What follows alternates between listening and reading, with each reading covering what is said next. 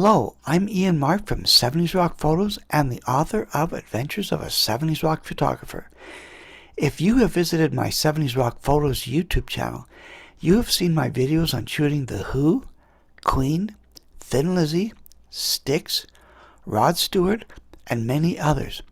In other words, big internationally known acts. I decided it was time to cover a Canadian band, so in this video I will be taking you back to January the 24th, 1977, when I photographed April Wine doing a double set at the Southern Alberta Jubilee Auditorium in Calgary. This is the backstage pass I received for the concert. They are promoting their new record, Forever for Now. So let's start by looking at the venue. The drone shots you see of the Jubilee were taken in the summer. However, in January when this concert played out, there was snow on the ground and it was cold. Only a Canadian band would be out there touring, freezing their butts off to promote their newest record when it was -20 outside. As you can see, the Jubilee, built in 1955, is a small venue seating about 2,500 people, perfect for an opera or a rock band still fighting for recognition. Moving forward, let's get on to the shots. The nice thing about shooting a Canadian band that is still fighting for recognition is that security is relaxed. You don't have Mr. Tough Guy bouncer types every 5 feet in front of the stage. As a result, I can roam around at will and nobody cares. There are shots of this concert when I'm sitting on the stage behind the band. If only it could be like that all the time. As I said before, April Wine did 2 sets in the evening.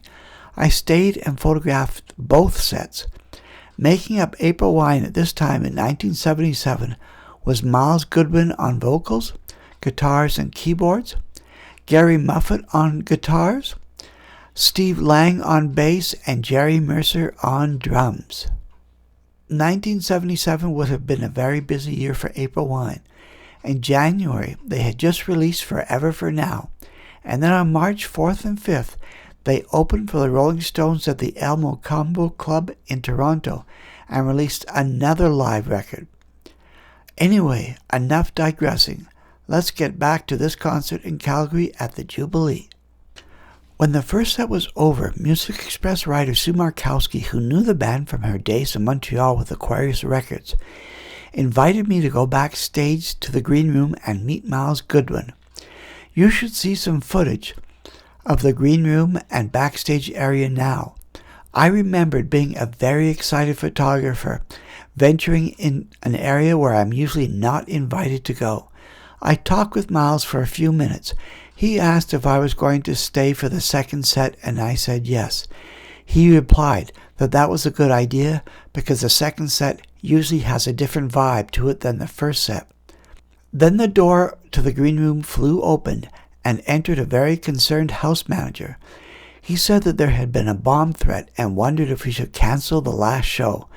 Without batting an eye, Miles said very nonchalantly that they get these threats all the time and that there would be no cancellation of the second set. That was that, and the show went on. Of all the shots I took, my favorite is this image where you see all the guitars, and then if you look to the right, you can see drummer Jerry Mercer in his own world.